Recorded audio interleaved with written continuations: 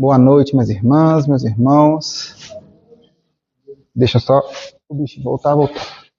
Como Ritinha bem disse, é a minha estreia aqui como palestrante aqui na casa, né? Então vocês podem imaginar o nervoso que eu tô, porque assim, né? Eu dei aula durante muitos anos, mas você estar na sala de aula é diferente de você estar numa casa espírita, falar sobre temas espíritas para espíritas. Então assim, né? Peço um pouco de paciência, mas eu peço também que vocês falem comigo depois sobre, enfim, pontos de melhoria e tudo aquilo que a gente possa fazer para tornar melhor os próximos momentos, se assim, né, me permitirem voltar aqui. Bom, a leitura inicial, eu acho que ela acaba resumindo muito do que eu vou falar aqui hoje. Porque quando a gente fala de hábitos infelizes, a gente fala diretamente de sofrimento, porque é o que eles desenrolam, né? Hábitos infelizes nos levam a sofrer. E o sofrimento é algo que a humanidade persegue e tenta descobrir os motivos há muito tempo.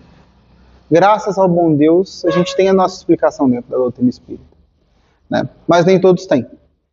Então é por isso que hoje a gente vai falar sobre o que eu chamei de provas voluntárias na mente e no coração, que foi uma reflexão tirada do capítulo 5, item 26, do Evangelho segundo o Espiritismo, num trechinho que chama Provas Voluntárias, o verdadeiro silício. Quando a gente pensa em provações, em sofrimentos e nessa perseguição da humanidade para poder compreender o que estava acontecendo, né? Sempre com relação às suas mazelas, às tempestades que lhe acometem, as doenças, os pesos morais que lhe afligem, né? A gente encontra ao longo da história, ao longo dos milênios da humanidade, vários mitos, várias histórias que são a forma como as quais nós conseguimos ler a realidade. Dentre os mais proeminentes, né, a gente encontra os gregos que, através da sua mitologia, trouxeram para a gente várias análises da realidade e, mais especificamente, um mito chamado mito de Sísifo, que pode ser representado ali por aquela imagem. Quem que era Sísifo? Sísifo era um homem muito esperto, muito inteligente, muito astucioso. Ele foi tido na mitologia como rei e fundador de Corinto, e por ele ser tão esperto, ele enganava os deuses, enganou em vários momentos. Ele inclusive engana Tânato, que era a representação da morte, e deixa Tânato acorrentado e faz com que as pessoas não possam morrer durante um tempo. Então Zeus, para dar um basta nisso, para dar um basta nas enganações de Sísifo, ele resolve condená-lo pela eternidade. O que ele faz? Ele obriga Sísifo a empurrar uma pedra muito pesada, montanha acima, todos os dias, para que quando ele chegue lá em cima, a pedra role e morra abaixo, e ele tenha que subir com ela de novo, por toda a eternidade, né? Vários filósofos, vários historiadores releram esse mito de Sísifo para poder nos explicar. Um deles é o Camus, Albert Camus, que é um filósofo argelino, e o Camus, ele trabalha essa figura do Sísifo a partir do que ele chama de absurdo. O que é o absurdo? O absurdo é nós enfrentarmos a vida buscando sentido, buscando clareza, buscando unidade, e a gente só receber do mundo silêncio no entorno. Não receber sentido nenhum. Mas mesmo assim, a gente continuar enfrentando. Tudo com muita coragem e nessa jornada sermos felizes. Essa é a conclusão do livro dele, inclusive até a conclusão do próprio livro eu coloquei aqui, porque eu acho ela muito bonita, eu acho que ela ilustra bem o que isso quer dizer. Cada um dos grãos dessa pedra, cada clarão mineral dessa montanha cheia de noite, só para ele forma um mundo. A própria luta em direção aos cimos é suficiente para preencher um coração humano. É preciso imaginar Sísifo feliz. Óbvio que para Camus a figura do Sísifo é a nossa figura, né? A figura do humano, né? Esse humano que enfrenta esse mundo e nem, todas as vezes, consegue entender o sentido. Graças a Deus, nós somos espíritas. Como tal, a gente consegue entender esse dilema de Sísifo através dos olhos do nosso espiritismo cristão. E a gente sabe que não tem condenação eterna. Sabemos muito bem que temos provas, temos expiações, mas nenhuma delas sem propósito. E também a gente sabe que esse sentido, unidade e clareza que os Sísifos, né, da nossa existência procuram, está em Deus, no conhecimento das leis da natureza, no amor do nosso mestre e na sabedoria que a doutrina espírita nos trouxe. Ainda bem. Mas Sísifo ele nos deixou uma lição muito importante e é daqui que a gente começa. Se a gente lembrar da imagem, quantas pedras Sísifo carregava? 2, 3, não, uma. Só uma. Ele lidava com uma pedra, que era o seu dever, era a sua prova, era o que ele tinha que fazer. Ele subia e ela caía, e nesse processo ele era feliz. E esse ensinamento, nosso mestre também trouxe. Está lá em Mateus, capítulo 6, versículo 34. Portanto, não fiquem preocupados com o dia de amanhã. Deus cuidará do dia de amanhã para vocês também. Já é suficiente a carga de cada dia. E tem sempre uma fala muito recorrente, né, dos palestrantes aqui, que eu lembro que a primeira pessoa que disse que eu ouvi foi Ritinha, de que as palestras, quando feitas, elas primeiro são para quem faz, né? E esse tema foi um tema que me tocou muito, porque eu sou muito habilidoso, como diz a minha avó, procurar chifre em cabeça de cavalo. Eu sou muito habilidoso em procurar problemas que não são meus e trazer para mim, né? E esse tema, ele traduz muito isso, e esse versículo, ele mostra muito isso para a gente. Por quê? Porque se a gente for realmente pensar, o amanhã, a aprovação vindoura, ou até mesmo a ansiedade com que a vida espírita vai nos trazer, só vem depois do hoje. A única coisa que importa para nós de verdade é esse dia 19 de junho. Nesse horário que a gente está, 8h15 da noite. É o único momento em que a gente pode fazer alguma coisa efetiva para que talvez no futuro a gente tenha um caminho mais leve. Então é aqui que nós temos que nos importar. É com essa pedra que a gente tem que se importar. É com esse peso que a gente tem que lidar. Porque o resto vai ficar por conta de Deus. Mas já que a gente falou lá no início, que o título desse capítulo que levou a gente a pensar nesse estudo é o verdadeiro silício, então vamos entender o que é um silício. Esse silício com C, né? Todo mundo provavelmente já viu em filme, já ouviu alguma menção, né? Vamos primeiro aos conceitos do dicionário que acho que vão facilitar para nós. Um silício pode ser uma antiga veste, ou faixa de crina, ou de pano grosseiro e áspero, que fica sobre a pele por penitência. Inclusive, até estava estudando esse trecho, eu vi que essa ideia do silício como um pano áspero vem das vestes que São João Batista usava durante o seu período no deserto, que era uma veste dura, difícil de utilizar, então ele se martirizava, se limpava, né? Então isso inspirou esse modelo inicial do silício, né? Ou cinto ou cordão eriçado de cerdas ou correntes de ferro, cheio de pontas, com que os penitentes cingem o corpo. Então aquela imagem ali mostra um silício. Em filmes é muito conhecido, né? Sobretudo quando a gente fala de ordens monásticas, quando alguém amarra na perna, ou no braço, ou no abdômen, esses instrumentos para que, com a dor, com o sofrimento, eles se purguem dos seus pecados, né?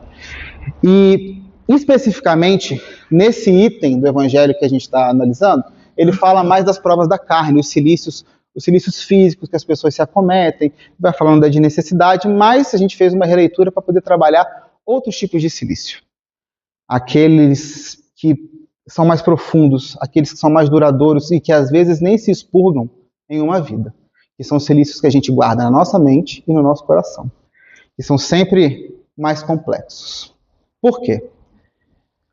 Em vários momentos da nossa vida, a gente tende a colecionar pedras demais que a gente pode carregar. Nosso carrinho de mão fica muito cheio, mas a gente faz questão de colocar cada vez mais e mais. Isso, muitas das vezes, tem motivos variados, mas o fato das nossas imperfeições enquanto espíritos encarnados em um mundo de provas e expiações tende a lidar com o hoje. O hoje é muito difícil, porque o hoje, por sua complexidade, nos faz projetar o amanhã, nos faz pensar no amanhã, naquilo que virá, e a gente esquece de lidar de fato com o que a gente tem que carregar nesse dia de hoje. E é aqui que a gente está, falando desse tipo de silício. Porque quantas das vezes a gente remói culpas que a gente não tem que remoer? A gente vê em toda a doutrina falando que faz parte do processo, o erro faz parte do processo, mas não. A gente remói a culpa, a gente se afoga em remorso, a gente fica nesse e se, eu sou muito bom nesse e se eu tivesse feito isso, e se eu tivesse feito aquilo. Então, todos esses processos emocionais que nós carregamos, eles são tão pesados e eles geram um problema enorme. quanto mais a gente acumula esses pesos que são desnecessários, a gente vai chegar ao ponto do porquê eles são desnecessários, eles podem chegar ao momento de nos marcar, como cicatrizes mesmo, como elementos tão fortes, tão profundos, que eles geram verdadeiros obstáculos físicos, mentais, espirituais. Eles são literalmente um momento de terror paralisante, de frustração que faz com que a gente crie uma psicosfera tão negativa e alimente ela. A gente vive um ciclo de retroalimentação da psicosfera que nós criamos e geramos. E eu estou falando isso para vocês com conhecimento de causa, porque eu não sou uma pessoa muito privada nas minhas coisas, né? Sobretudo com relação aos meus erros, porque eu gosto muito de falar, porque eu gosto muito de ouvir. E há uns 6 anos atrás, né, todo mundo, a maioria conhece meu pai, mas meu pai desencarnou e ele deixou quase 50 cachorrinhos. A gente deixou os 50 cachorrinhos e nós cuidamos dos 50 cachorrinhos. E quando eu comecei a cuidar, eu não comecei por escolha, e eu nunca tinha feito isso. Mas a prova veio e a gente enfrentou.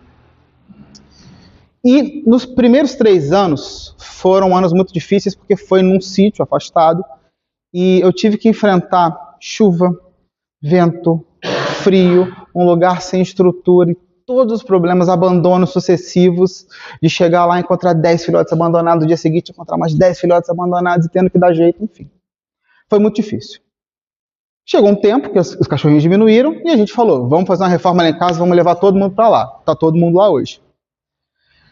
Só que tudo foi tão pesado e eu acumulei tanta carga nesse período que hoje eu tenho medos que me paralisam, que vieram daquela época, como, por exemplo, chuva. Tempestade de verão é um negócio que eu fico assim para morrer, porque eu penso neles, penso em outros animais, e assim, é algo irracional.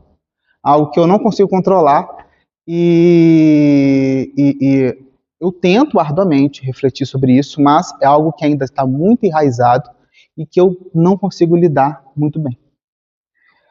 Então, é aqui que reside o perigo da gente acumular esses silícios na nossa alma, esses silícios no nosso coração, na nossa mente, porque quanto mais apertados, mais eles sangram e podem chegar ao ponto de ferir de uma maneira que a gente não consiga reverter a curto prazo. Curto prazo a gente diria aqui na nossa vida. Tudo bem. Então, até agora a gente descobriu que existem determinados pesos que a gente não precisa carregar, não deve lidar. Não deve trazer para a nossa vida. Mas como que de fato a gente vai saber com o que a gente tem que lidar? Porque para a gente saber que a gente não tem que lidar com algo, a gente tem que entender com o que a gente tem que lidar, né? Então aqui a gente entra no conhecido planejamento encarnatório e a gente vai se apoiar no livro dos Espíritos para poder entender aonde que a gente quer chegar. Então a questão 258 do livro dos Espíritos diz: quando na erraticidade, antes de começar nova existência corporal, tem o espírito consciência do que lhe sucederá? É a resposta. Ele próprio escolhe o gênero de provas, porque há de passar, e nisso consiste o seu livre-arbítrio. E a 266, não parece natural que se escolha prova menos penosas? Para vocês, sim. Para o espírito, não. Quando ele se desliga da matéria, a ilusão acaba e ele pensa de outra forma. Então aqui a gente vê uma situação muito interessante, que eu particularmente achei, uma percepção que eu achei muito interessante quando eu retornei ao espiritismo, né?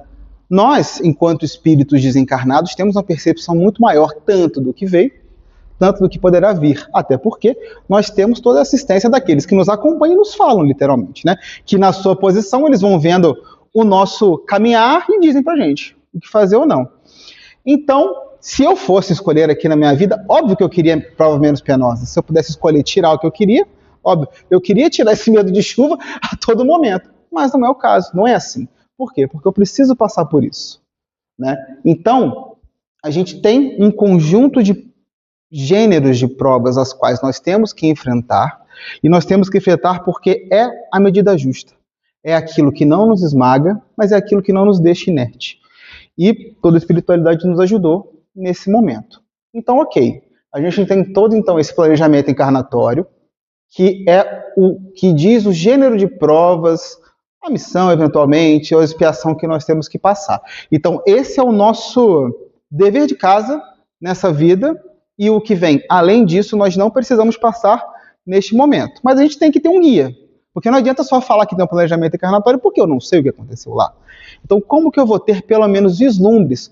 Como que eu vou saber o que eu tenho que minimamente fazer para poder chegar lá? Nosso Pai não deixa a gente ao léu. Ele nos dá diversas ferramentas, diversos instrumentos para tanto lidar com as provações, tanto para saber o que de fato nós temos que fazer. E aqui a gente tem dois desses. Primeiro, a famosíssima questão 621 do Livro dos Espíritos, que diz: onde está escrita a lei de Deus? Na consciência. Nosso primeiro grande instrumento para a gente poder entender o que a gente tem que fazer. E o segundo, no capítulo 3, no item 11 da Gênese, qual a diferença entre o instinto e a inteligência? Onde acaba um e o outro começa. Será o instinto uma inteligência rudimentar ou será uma faculdade distinta, um atributo exclusivo da matéria? E a resposta: o instinto é a força oculta que solicita os seres orgânicos a atos espontâneos e involuntários, tendo em vista a conservação deles. Então aqui está o nosso guia para a gente poder entender com quais provações nós temos que lidar e investir as nossas energias e o que a gente não pode acumular, porque não é para nós nesse momento. E no item 11 do capítulo 5, no trechinho do esquecimento do passado, tem como esses dois atuam nesse reconhecimento, que eu achei muito interessante para a gente poder falar sobre ele. Para nos melhorarmos, outorgou-nos Deus precisamente o de que necessitamos e nos basta, a voz da consciência e as tendências instintivas. Priva-nos do que nos seria prejudicial. Suas atitudes más indicam o que lhe resta a corrigir em si próprio, e é nisso que deve concentrar toda a sua atenção, porquanto daquilo que seja corrigido completamente, nenhum traço mais conservará.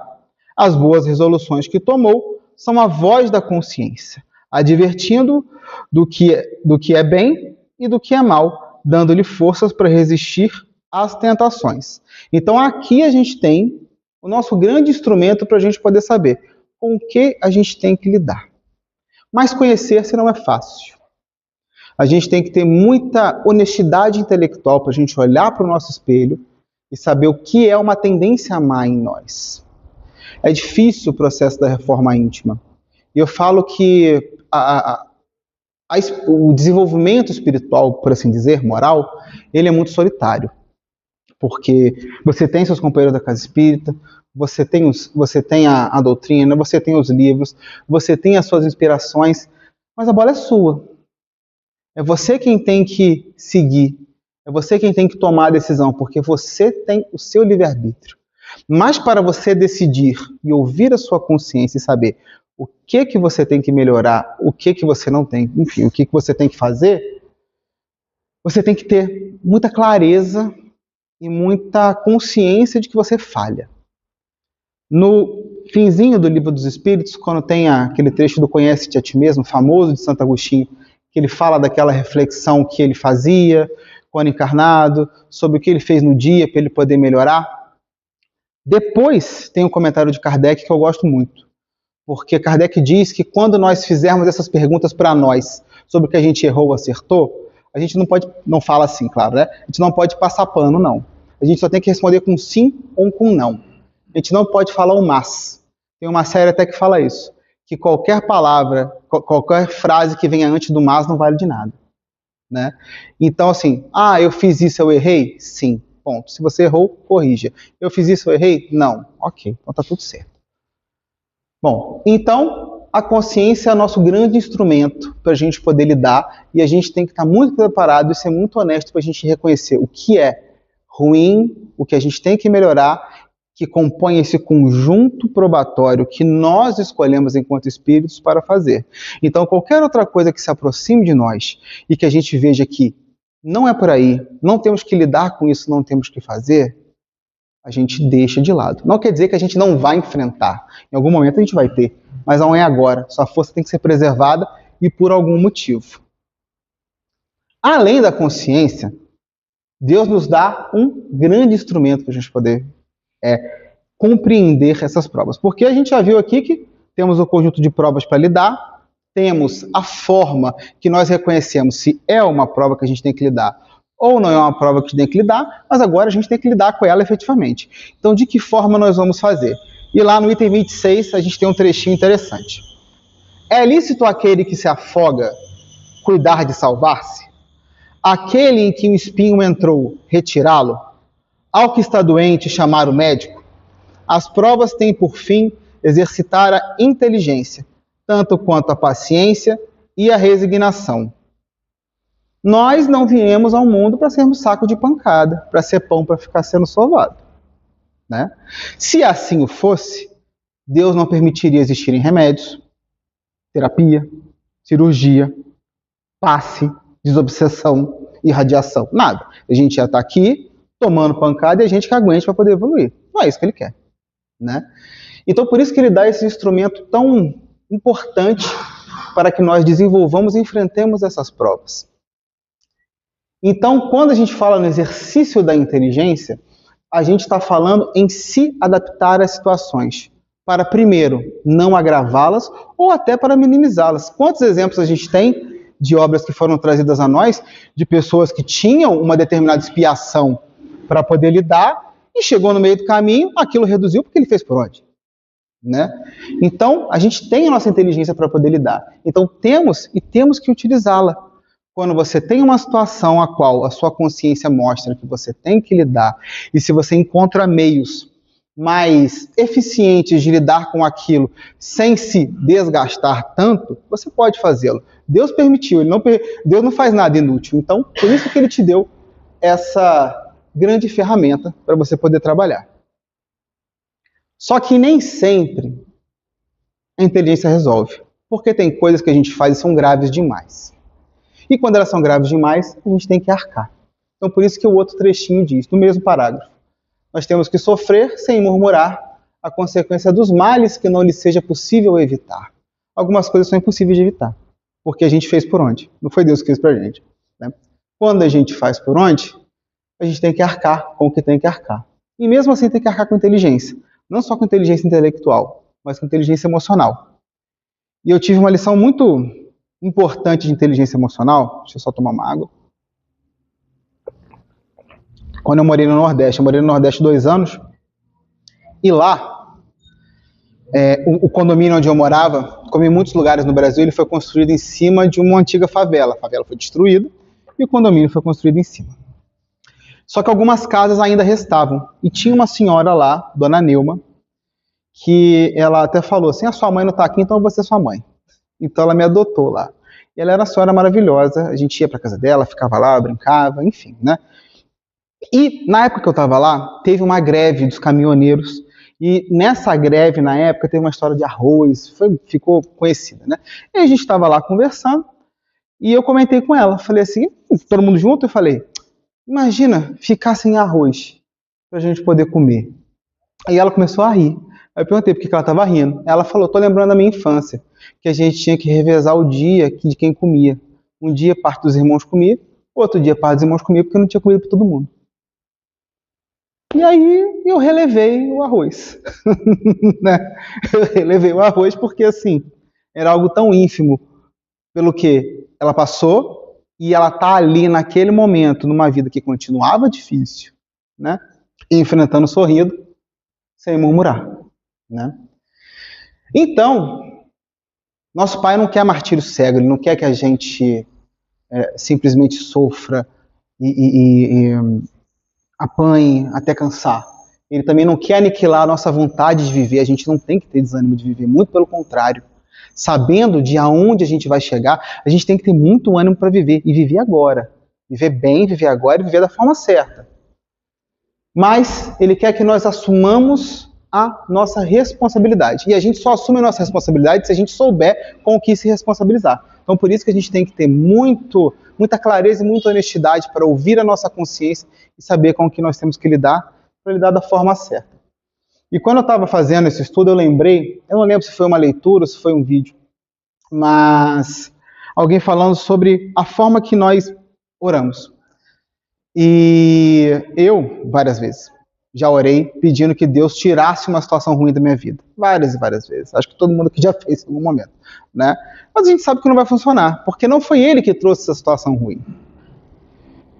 Então, quando a gente orar, para a gente poder fazer de maneira inteligente, fazer como a gente está conversando, nós precisamos fazer pedindo forças, pedindo competência, pedindo habilidades, para que a gente possa lidar com aquilo e entender, e tirar dali um ponto bom. Isso me lembra, pena que está muito pequenininho, mas eu vou ler para vocês. Isso me lembra sempre um trechinho de Nosso Lar que eu gostei muito, que a mãe do André Luiz falou para ele. Que a nossa dor não nos edifica pelos prantos que nós vertemos, mas pela porta de luz que nos oferece o Espírito. Se a gente só sofre, apanha, chora, a gente não vai ter força para ver luz de nada. A gente precisa entender o motivo daquilo. A gente precisa analisar com honestidade, analisar com inteligência, lidar e reduzir se a gente conseguir. Para a gente poder ter muita tranquilidade e encontrar o sentido que aquilo traz para a gente. Também, enfrentar as provas certas e com inteligência é conservar-se. Né? Lá, Kardec já nos traz o Livro dos Espíritos de que, óbvio, a preservação é uma necessidade da vida. Né? A vida, afinal, ela só se preserva através das nossas ações encarnadas, né? Nossas ações enquanto carne. E a gente precisa estar vivo para poder cumprir os nossos desígnios e, por isso, a existência do princípio da inteligência. E assim, martírios pessoais, eles são desprovidos de utilidade. E essa é a palavra-chave que a gente tem aqui. Deus não faz nada inútil. Então, você absorver para você, naquele momento, provações e pesos que são desnecessários, ou enfrentá-los sem inteligência, enfrentá-los reclamando, não vai ser útil para você naquele momento. Talvez ele venha para que você entenda que você não tem que fazer isso. E assim continue. Então, quantas vezes você precisar ser confrontado por essa inutilidade, que vai ser útil no fim das contas, você vai. Por isso que o item 26 lá do capítulo 5 também nos diz uma partezinha bem legal. Não enfraqueçais o vosso corpo, e aqui a gente coloca a mente e o coração, com privações inúteis e macerações sem objetivo, pois que necessitais de todas as vossas forças para cumprirdes a missão de trabalhar na terra. E aqui a gente vai para a nossa exceção, porque, óbvio, como toda regra tem exceção, senão não seria uma regra, né? A gente está falando aqui o tempo inteiro de enfrentar as provas da forma certa, enfrentar com inteligência, ouvir a nossa consciência, nos conhecer para que nós nos conservemos, para que nós nos preservemos. E nos preservemos para quê? Somente para existir? Não. O capítulo ele continua falando daquele que é o verdadeiro silício. E a gente tem 3 trechinhos apoiados pelo Livro dos Espíritos para nos ajudar. Sim, há grande mérito quando os sofrimentos e as privações objetivam o bem do próximo, porquanto é a caridade pelo sacrifício, e não quando os sofrimentos somente objetivam o bem daquele que a si mesmo as inflige, porque aí só há o egoísmo por fanatismo. Então, nem todas as provas que não nos são programadas, vamos colocar dessa maneira, são ruins, porque a gente pode se doar ao ponto da gente abdicar de uma parte do nosso próprio bem-estar em prol do outro, sendo benevolentes, sendo indulgentes e perdoando quem a gente tem que perdoar.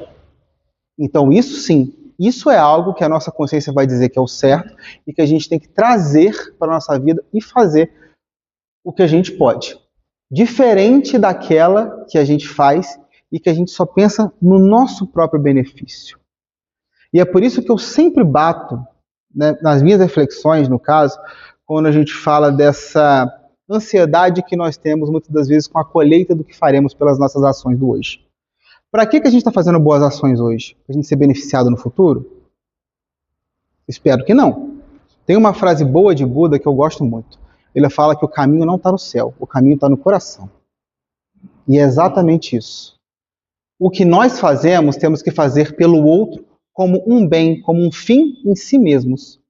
Nós vamos chegar até lá por consequência. E aqui a gente está no segundo ponto.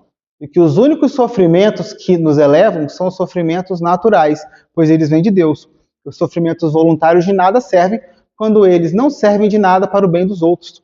Sofrimentos naturais aqui são aqueles regidos pela lei da natureza, a relação de causa e efeito, daquilo que a gente planta, daquilo que a gente colhe. Então, estes sofrimentos fazem parte do nosso caminho de aprendizado. Mas aquilo que a gente absorve e puxa para a gente sem ter necessidade, neste contexto, de nada nos vale. Sobretudo quando não é para um bem de outra pessoa que está precisando. Muito diverso é o que acontece quando o homem impõe a si próprio sofrimentos para o alívio do seu próximo. Tendes em tudo isso o vosso cilício, o verdadeiro e abençoado cilício, visto que os gozos do mundo não vos secaram o coração. E aqui a gente tem a chave do que a gente está tentando falar hoje.